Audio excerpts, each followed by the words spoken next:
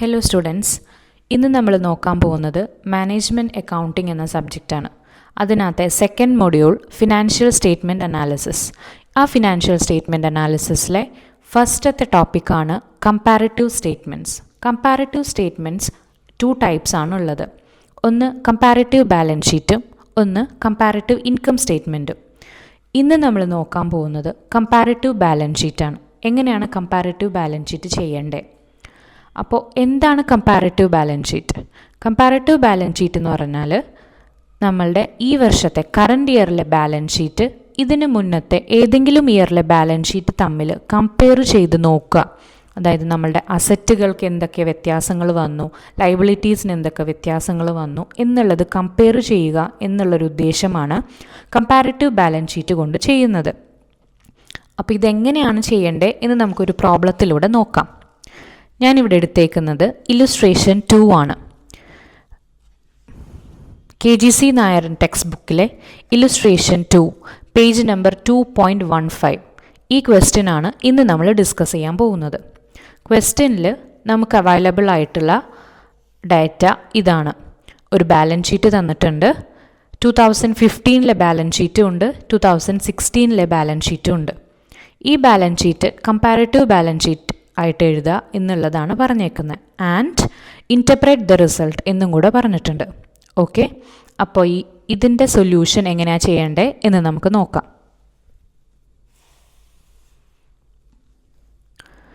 ഈ ഫോർമാറ്റിലാണ് comparative balance sheet statement prepare ചെയ്യേണ്ടത്. Particulars, previous amount, current year amount, absolute change and percentage change. ഇങ്ങനെയാണ് comparative balance ഷീറ്റിലെ format വരുന്നത്. എങ്ങനെയാണോ ബാലൻസ് ഷീറ്റ് നമുക്ക് ക്വസ്റ്റ്യനിൽ അവൈലബിൾ ആയിട്ടുള്ളത് അതേപോലെയാണ് നമ്മൾ ബാലൻസ് ഷീറ്റ് എഴുതേണ്ടത്. അതായത് ന്യൂ മോഡൽ ബാലൻസ് ഷീറ്റ് നമുക്ക് ക്വസ്റ്റ്യനിൽ ഇവിടെ അവൈലബിൾ ആയിട്ടുള്ള ഇതേ മോഡലിലാണ് നമ്മൾ ബാലൻസ് ഷീറ്റ് പ്രിപ്പയർ ചെയ്യേണ്ടത്. ഫസ്റ്റ് ഹെഡിങ് കൊടുക്കുക. Comparative balance sheet as at 31st March 2015 and 2016. അപ്പോൾ ഇവിടെ നമുക്ക് മനസ്സിലാക്കാം 2016 കറണ്ട് ഇയറും 2015 പ്രീവിയസ് ഇയറുമാണ്. സോ ഫസ്റ്റ് എഴുതേണ്ടത് equities and liabilities. First main heading equities and liabilities. അതിൻ്റെ അണ്ടറിലെ ഹെഡിങ് വരുന്നത് ഷെയർ ഹോൾഡേഴ്സ് ഫണ്ട്. ഫസ്റ്റത്തെ ഐറ്റം വരുന്നത് ഷെയർ ക്യാപിറ്റലാണ്. ഈ ഷെയർ ക്യാപിറ്റലിൻ്റെ 2 എമൗണ്ടും നമുക്ക് ക്വസ്റ്റ്യനിൽ നിന്ന് കിട്ടും.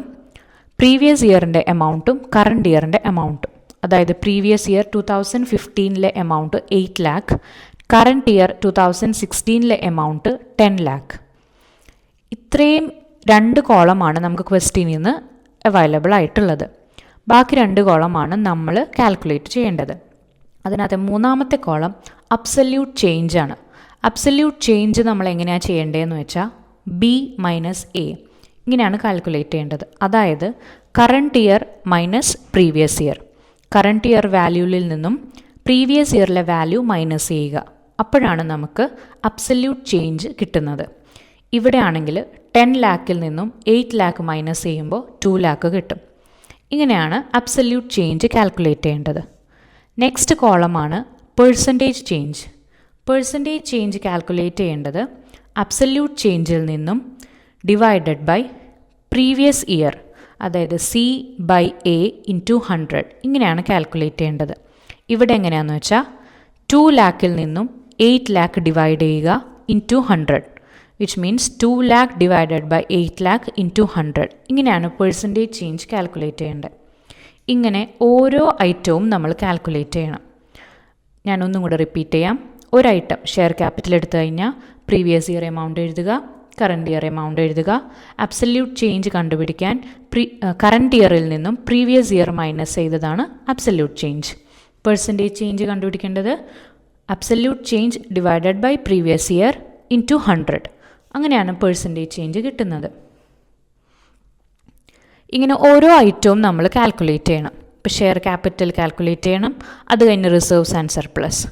അപ്പോൾ ഫസ്റ്റത്തെ സബ് ഹെഡിങ് ആയിട്ട് ഷെയർ ഹോൾഡേഴ്സ് ഫണ്ടിൻ്റെ അണ്ടറിൽ വരുന്നതാണ് ഈ 2 ഐറ്റവും.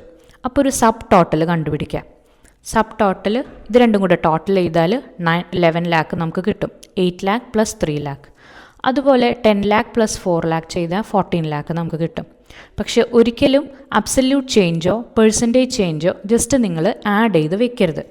എപ്പോഴും അബ്സല്യൂട്ട് ചേഞ്ച് കണ്ടുപിടിക്കേണ്ടത് കറണ്ട് ഇയറിൽ നിന്നും പ്രീവിയസ് ഇയർ മൈനസ് ചെയ്തിട്ടായിരിക്കണം. അതുപോലെ പെർസെൻറ്റേജ് ചേഞ്ച് കണ്ടുപിടിക്കേണ്ടത് അബ്സല്യൂട്ട് ചേഞ്ചിൽ divided by previous year amount into 100 ചെയ്തിട്ടായിരിക്കണം പെർസെൻറ്റേജ് ചേഞ്ച് കണ്ടുപിടിക്കേണ്ടത്. അത് ടോട്ടൽ ആണെങ്കിലും ഏതെങ്കിലും ഐറ്റം ചെയ്യുവാണെങ്കിലും സെയിം തന്നെയാണ് ചെയ്യേണ്ടത്. അങ്ങനെ സബ് ടോട്ടൽ കണ്ടുപിടിച്ചു. നെക്സ്റ്റ് ആണ് non current liabilities. Non current ലൈബിലിറ്റീസിൻ്റെ അണ്ടറിൽ ലോങ് ടേം ബോറോയിങ്സ് ഉണ്ട്, ലോങ് ടേം പ്രൊവിഷൻസും ഉണ്ട്. സെയിം പ്രൊസീജിയർ ഇവിടെ ചെയ്തത് തന്നെയാണ് ഇവിടെ ചെയ്യേണ്ടത്. കറണ്ട് ഇയറിൽ നിന്നും പ്രീവിയസ് ഇയർ മൈനസ് ചെയ്താൽ അബ്സല്യൂട്ട് ചേഞ്ച് കിട്ടും. പെർസെൻറ്റേജ് ചേഞ്ച് കണ്ടുപിടിക്കുമ്പോൾ absolute change divided by previous year into 100 ചെയ്ത് കഴിഞ്ഞാൽ പെർസെൻറ്റേജ് ചേഞ്ചും കിട്ടും. ഇവിടെ ഒരു വ്യത്യാസം എന്താണെന്ന് വെച്ചാൽ നമുക്ക് കണ്ടോ, ഇവിടെ ഒരു ബ്രാക്കറ്റിലെ എമൗണ്ട് വന്നിട്ടുണ്ട്. ഇതെങ്ങനെയാണ് വരുന്നതെന്ന് വെച്ചാൽ കറണ്ട് ഇയറിൻ്റെ എമൗണ്ട് നോക്കിയേ 80,000. 80,000-ൽ നിന്നും 1 lakh മൈനസ് ചെയ്യുമ്പോൾ നമുക്ക് കിട്ടുന്നത് നെഗറ്റീവ് ഫിഗറാണ്. ഇങ്ങനെ നെഗറ്റീവ് ഫിഗർ വന്നു കഴിഞ്ഞാലാണ് നമ്മളിത് ബ്രാക്കറ്റിൽ ഇടേണ്ടത്. കാരണം ഇത് മൈനസ് ചെയ്യാനുള്ളതാണ് എന്ന് കണ്ടുപിടിക്കാൻ അല്ലെങ്കിൽ എന്ന് കാണിക്കാൻ വേണ്ടിയിട്ടാണ് നമ്മളിത് ബ്രാക്കറ്റിൽ ഇടുന്നത്. അപ്പോൾ അബ്സല്യൂട്ട് ചേഞ്ച് ബ്രാക്കറ്റിൽ വന്നു കഴിഞ്ഞാൽ പെർസെൻറ്റേജ് ചേഞ്ചും ബ്രാക്കറ്റിൽ വരും. എന്നിട്ട് ഇതും ടോട്ടൽ ചെയ്യുക. അത് കഴിഞ്ഞിട്ട് അടുത്ത സബ് ഹെഡിങ് ആണ് കറൻറ്റ് ലൈബിലിറ്റീസ്. കറൻറ്റ് ലൈബിലിറ്റീസിൻ്റെ അണ്ടറിൽ 3 ഹെഡിങ്സ് ഉണ്ട്: trade payable, other current liabilities and short term provisions. ഇതും സെയിം തന്നെയാണ് ചെയ്യേണ്ടത്. കറണ്ട് ഇയറിൽ നിന്നും പ്രീവിയസ് ഇയർ മൈനസ് ചെയ്താൽ അബ്സല്യൂട്ട് ചേഞ്ച് കിട്ടും. Absolute change divided by previous year amount into 100 ചെയ്യുമ്പോൾ പെർസെൻറ്റേജ് ചേഞ്ച് കിട്ടും. ഇതും സബ് ടോട്ടൽ ചെയ്യുക. അങ്ങനെ നമുക്ക് ഇക്വിറ്റീസ് ആൻഡ് ലൈബിലിറ്റീസ് എന്ന മെയിൻ ഹെഡിങ്ങിൽ 3 ടോട്ടൽസ് അവൈലബിൾ ആണ്. ഈ 3 ടോട്ടലും കൂടെ ടോട്ടൽ ചെയ്യുമ്പോഴാണ് നമുക്ക് മെയിൻ ടോട്ടൽ കിട്ടുന്നത്. ഈ മെയിൻ ടോട്ടൽ 3 ടോട്ടലും കൂടെ ടോട്ടൽ ചെയ്യുക. പ്രീവിയസ് ഇയറിൻ്റെയും ചെയ്യുക, കറണ്ട് ഇയറിൻ്റെയും ചെയ്യുക. അബ്സല്യൂട്ട് ചേഞ്ച് എങ്ങനെ കണ്ടുപിടിക്കണം? കറണ്ട് ഇയറിൽ നിന്നും പ്രീവിയസ് ഇയർ മൈനസ് ചെയ്തതാണ് absolute change. And percentage change എങ്ങനെ കണ്ടുപിടിക്കും? Absolute change divided by previous year amount into 100. അങ്ങനെ നമുക്ക് ഇക്വിറ്റീസ് ആൻഡ് ലൈബിലിറ്റീസിൻ്റെ മെയിൻ ടോട്ടൽ കിട്ടിക്കഴിഞ്ഞു. ഇതിൻ്റെ കണ്ടിന്യൂവേഷൻ ആയിട്ട് തന്നെയാണ് നമ്മൾ അസറ്റ് എഴുതേണ്ടത്. അടുത്ത മെയിൻ ഹെഡിങ് ആയിട്ടുള്ള അസറ്റ്സ് എഴുതേണ്ടത് ഇക്വിറ്റീസ് ആൻഡ് ലൈബിലിറ്റീസിൻ്റെ കണ്ടിന്യൂവേഷൻ ആയിട്ട് തന്നെ വേണം. അസറ്റ് നമ്മൾ എഴുതുന്നു. സെയിം പ്രൊസീജിയർ എങ്ങനെയാണോ നമ്മൾ ഇക്വിറ്റീസ് ആൻഡ് ലൈബിലിറ്റീസ് ചെയ്തത് അതേ പ്രൊസീജിയറിലാണ് നമ്മൾ അസറ്റ്സും വരയ്ക്കേണ്ടത്. അസറ്റ്സ് നോൺ കറൻറ്റ് അസറ്റ് എന്ന് പറഞ്ഞ സബ് ഹെഡിങ്, അതിൻ്റെ അണ്ടറിൽ tangible asset, intangible assets, non current investments. Same procedure ചെയ്യുക. ടോട്ടൽ കിട്ടും, സബ് ടോട്ടൽ കിട്ടും. Next sub heading current asset. Current അസറ്റിൻ്റെ അണ്ടറിൽ കുറേ ഹെഡിങ്സ് ഉണ്ട്, അതിൻ്റെയും ടോട്ടൽ കണ്ടുപിടിക്കാം. Same procedure. അങ്ങനെ നമുക്ക് അസറ്റ് എന്ന മെയിൻ ഹെഡിങ്ങിൽ ഇവിടെ 2 സബ് ടോട്ടൽസ് കിട്ടും. ഇത് രണ്ടും കൂടെ ആഡ് ചെയ്യുമ്പോൾ മെയിൻ ടോട്ടൽ കിട്ടും. അങ്ങനെ മെയിൻ ടോട്ടൽ, അസറ്റിൻ്റെ ടോട്ടൽ നമുക്ക് കിട്ടും. പ്രീവിയസ് ഇയറും കറണ്ട് ഇയറും കിട്ടും. ഈ കറണ്ട് ഇയറിൽ നിന്നും പ്രീവിയസ് ഇയർ മൈനസ് ചെയ്താൽ അബ്സല്യൂട്ട് ചേഞ്ച് കിട്ടും. Absolute change divided by previous year amount ചെയ്താൽ പെർസെൻറ്റേജ് ചേഞ്ച് കിട്ടും.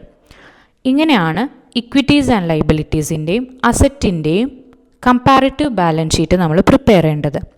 ഇത് നോക്കുമ്പോൾ നോക്കിയേ, ഇക്വിറ്റീസ് ആൻഡ് ലൈബിലിറ്റീസിൻ്റെ പെർസെൻറ്റേജ് ചേഞ്ച് എമൗണ്ടും 26.11 ആണ് കിട്ടിയേക്കുന്നത്.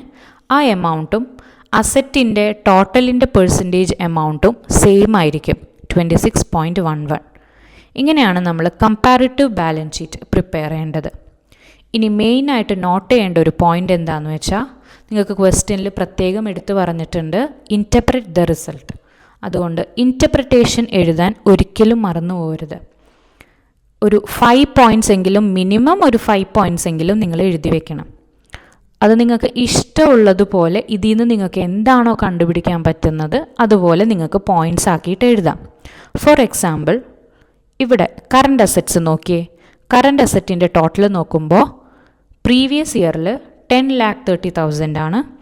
ആൻഡ് കറൻറ്റ് ഇയറിൽ 15,80,000 ആണ്. സോ നിങ്ങൾക്കൊരു പോയിൻ്റ് എഴുതാം. കറൻറ്റ് അസറ്റ് നെക്സ്റ്റ് ഇയർ ആയപ്പോഴേക്കും 5,50,000 ആയിട്ട് ഇൻക്രീസ് ചെയ്തു.